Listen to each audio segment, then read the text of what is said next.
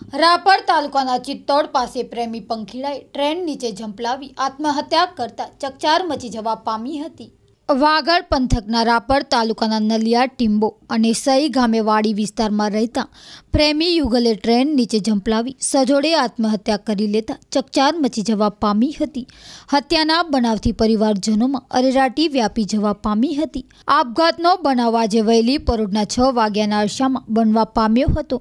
રાપર તાલુકાના નલિયા ટીંબો ગામે રહેતી વર્ષાબેન પેથાભાઈ રાજપૂત ઉંમર વર્ષ 17 જે આજે વહેલી સવારે 4 વાગે પોતાના ઘરે જોવા ન મળતા અને ક્યાંક ચાલી જતા તેના પિતા સહિતના ગ્રામજનોએ શોધખોળ કરતા ચિત્તોડ નજીક આવેલી દેદરવા ફાટકથી કેડિયા નગર તરફ જતા રેલવે ટ્રેક ઉપરથી વર્ષાબેન તથા મોમાય ધારસઈ રહેતા જીવાભાઈ નાનજીભાઈ કોલી ઉંમર વર્ષ 23ના મૃતદેહો મળી આવ્યા હતા। બંનેને ભાગીને માલગાડી નીચે ઝંપલાવી સજોડે આત્મહત્યા કરી લેતા હતભાગીના ભાઈ રામાભાઈ પેથાભાઈ રાજપૂત ઉંમર વર્ષ 23 રહે નલિયા ટીંબો તાલુકો રાપરની જાહેરાત પરથી CRPC કલમ 174 મુજબ અકસ્માત મોતનો બનાવ દર્જ કરી સહાયક ફોજદાર રાજેન્દ્રસિંહ ગોહિલે તપાસ હાથ ધરી હતી।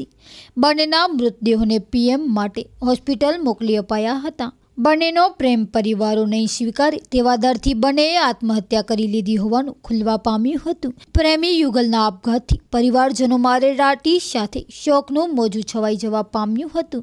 ટ્રેન નીચે યુવક યુવતીએ ઝંપલાવી આત્મહત્યા કરી લીધાના બનાવની જાણ થતાં ગાંધીધામ રેલવે પોલીસ તથા આડેસર પોલીસ ઘટના સ્થળે દોડી ગઈ હતી અને તપાસ હાથ ધરી હતી। માં ડ્રિંકિંગ વોટર 20 લીટર પાણીની બોટલ માત્ર ₹20 ચોખ્ખું મિનરલ પાણી મેળવવા સંપર્ક કરો 9725506123 9725506130।